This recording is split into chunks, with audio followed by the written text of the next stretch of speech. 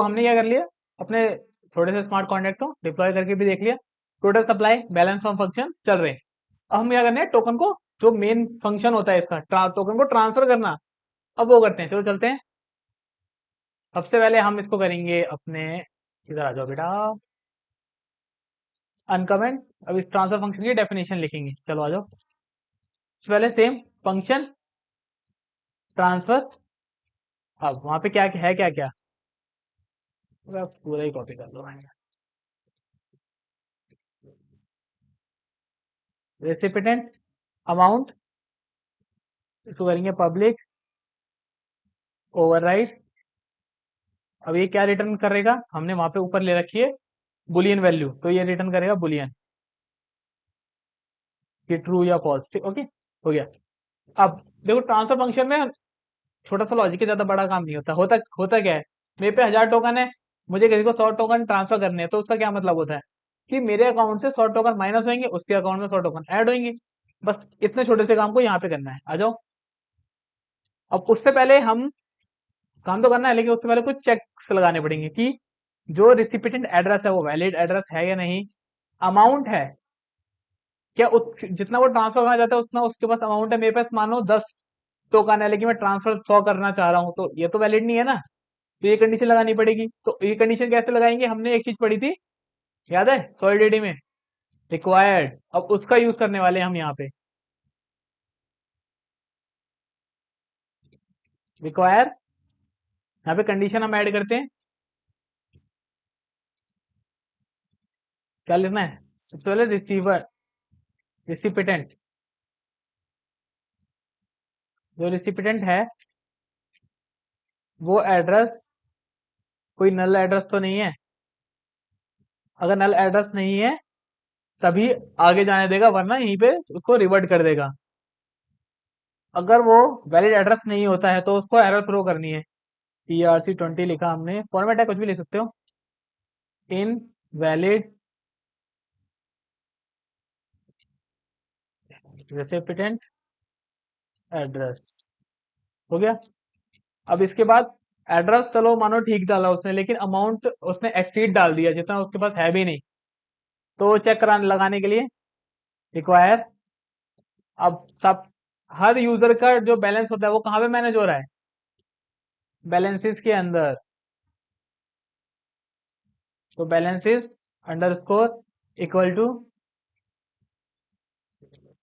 Address नहीं, उसका balances के अंदर कौन है, जो सेंड कर रहा है, जो सेंड कर रहा है। जैसे कि मैं सेंड कर रहा हूं तो मेरा चेक होना चाहिए ना कि मेरे पास उतना सफिशिएंट बैलेंस है या नहीं, तो वो कैसे चेक करेंगे, मुझे, जैसे कि मैं सेंडर हूं तो एड्रेस कहां से पता चलेगा, वो चलेगा वही मैसेज डॉट सेंडर से।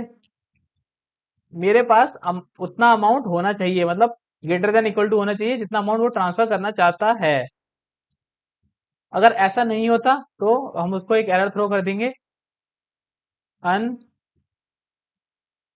अनसफिशिएंट बैलेंस, दी अनसफिशिएंट बैलेंस, ओके। हमने उसको एरर थ्रो कर दी। अगर मानो एड्रेस भी सही डाला, उसके पास अमाउंट भी है, तो अब हम मेन कैलकुलेशन करेंगे बैलेंस की, ट्रांजेक्शन की। तो वो कैसे करना है, चलो आ जाओ। सबसे पहले क्या करना है, मेरे अकाउंट से उतना अमाउंट माइनस होगा, तो वो कैसे होगा, message dot sender minus equal to कितना अमाउंट, जितना वो ट्रांसफर करना चाहता है उतना माइनस होगा, और जो रिसिपिटेंट है उसमें उतना अमाउंट ऐड हो जाएगा, सिंपल। मेरे से माइनस हुआ, रिसिपिटेंट में ऐड हो गया, हो गया, इतना ही था। अब यहाँ पे हम रिटर्न कर देंगे, रिटर्न ट्रू, जो हमने लिया है। अब यहाँ पे एक चीज को और ऐड करना है। मैंने बताया था इवेंट, हमने इवेंट लिए हैं, तो इवेंट का मतलब क्या होता है। चलो आ जाओ हमारे टोकन पे। सबसे पहले तो यहाँ पे दिखाता, इस वाले पेज पे हो गए तो ठीक है, मेरे कोड कोड विद फाइल वाले टोकन पे। तो यहाँ पे इस स्मार्ट कॉन्टैक्ट पे जाना है, जो साइड साइड ट्रांजेक्शन होंगे स्मार्ट कॉन्टैक्ट के वो यहाँ दिख जाएंगे। ये ट्रांसफर हो रहा था, यहाँ पे एक इवेंट का सेक्शन है, ये देख रहे हो इवेंट्स। तो इस इवेंट्स के सेक्शन में तुम देखोगे एक ट्रांसफर नाम का इवेंट है, फंक्शन टाइप है। जो कुछ ट्रांसफर कर रहा है। अब जब मैं इसको एक्सपेंड करता हूँ तो यहाँ पे तुम देखो कुछ डेटा है, जैसे कि फ्रॉम के अंदर ये वाली वैल्यू है, टू के अंदर ये वाली वैल्यू है, और अब वैल्यू वैल्यू के अंदर ये कुछ नंबर लिखा हुआ है। अब ये इसका मतलब क्या होता है? अब यहाँ पे देखो, यहाँ पे इंडेक्स भी लिखा हुआ है, ये इंडेक्स है, ये इंडेक्स है, इंडेक्स टॉपिक 1, इंडेक्स टॉपिक 2, और इसके आगे इंडेक्स नहीं लिखा है। तो चलो आ जाओ अपने बैक कोड पे। अब इसका मतलब क्या होता है? अब इसका यूज हम किस लिए करते हैं? लॉग बनाने के लिए, डेटा को मैनेज करने के लिए। अब इसका यूज हम अपने वेब 3 में भी करते हैं। जैसे कि मानो कोई, ये थोड़ा सा ऊपर चले जाएगा, लेकिन थोड़ा सा इग्नोर करना, जब वेब 3 में आएंगे ना तो ये चीज क्लियर हो जाएगी आपको। कि जैसे कि मानो कोई ट्रांजैक्शन मैं करूंगा कहाँ से, ये तो मैं कोड अपना सॉलिडिया कोड रीमिक्स पे बना रहा हूँ, लेकिन जब इस फंक्शन को कॉल कराऊंगा, ट्रांसफर करूंगा, ये सारी चीजें मैं वर्क करूंगा, तो मुझे पता नहीं चलेगा कि ये ट्रांजैक्शन कंप्लीट हो गया नहीं हो गया। तो वो कैसे पता चलेगा? वो इवेंट्स के थ्रू पता चलता है। जो भी मेरा क्लाइंट होगा ना, वो इस इवेंट्स को लिसन कर रहा होगा। जैसे ही कोई ट्रांजैक्शन कंफर्म होता है, वैसे ही ये इवेंट वहां कैप्चर हो जाता है, तो इससे पता चलता है कि मेरा ये वाला ट्रांजैक्शन कंफर्म हो गया। तो मेनली इसका यही यूज यूज करते हैं हम। बाकी डेटा मैनेज करने के लिए भी यूज कर लेते हैं। डेटा मैनेज करने के लिए यूज कर सकते हैं इंडेक्सिंग, आईडीएक्स मतलब इंडेक्सिंग, कि डेटा की फिल्टरिंग इजी हो जाए, इसलिए यूज करते हैं इसका।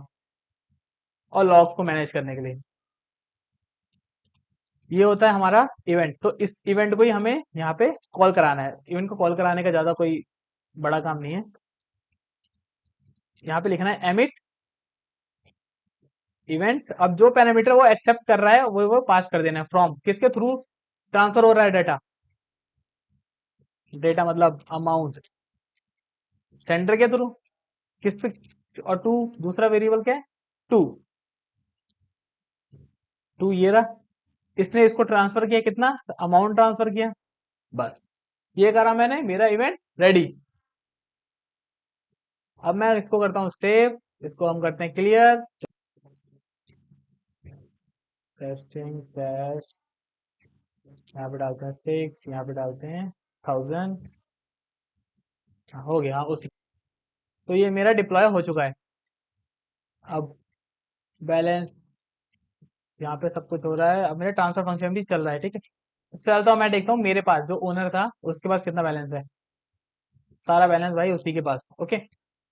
अब मुझे ट्रांसफर करना है अपने दूसरे एड्रेस पे। अब जरा मैं इस एड्रेस पे जाता हूँ, इस एड्रेस का कॉपी करता हूँ, और इसका एड्रेस इसका देखता हूँ बैलेंस, ठीक है। अभी यहाँ पे देखो इसका बैलेंस कितना है? 0। अब मैं दोबारा उस एड्रेस पे जाता हूँ, इसका एड्रेस कितना है? 0। यहाँ पे मैं इसको कॉपी कर लेता हूँ, इसी एड्रेस को। अब मैं इस एड्रेस को ट्रांसफर करूंगा, इसका 0 था ना, अब मैं कुछ ट्रांसफर करना चाहूंगा। मेन एडमिन ये है, इसके पास है बैलेंस। इसको मैं ट्रांसफर करता हूँ 100, 1000 करे थे 100 करता हूँ। 100 करूंगा तो 100, ये 100 ऐसे नहीं जाएगा।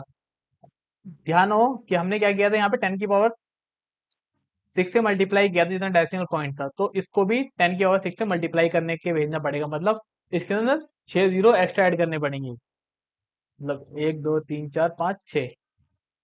अब जब इसको ट्रांजेक्ट करूंगा, हो गया। अब जब मैं इसका बैलेंस चेक करूंगा तो मेरे पे बैलेंस आ गया।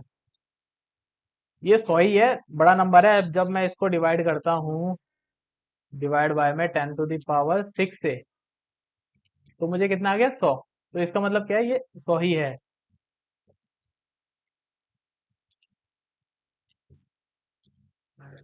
ठीक है। तो मेरा ये ट्रांसफर फंक्शन भी क्या कर रहा है? वर्क कर रहा है। अब मेरा क्या रह गया? आ जाओ। ट्रांसफर फंक्शन, मेरे ये 3 फंक्शन रह गए। अब ये 3 फंक्शन आपस में एक दूसरे से लिंक करते हैं, और हम नेक्स्ट वीडियो में इन तीनों पे काम करेंगे। तो चलते हैं अपनी नेक्स्ट वीडियो में।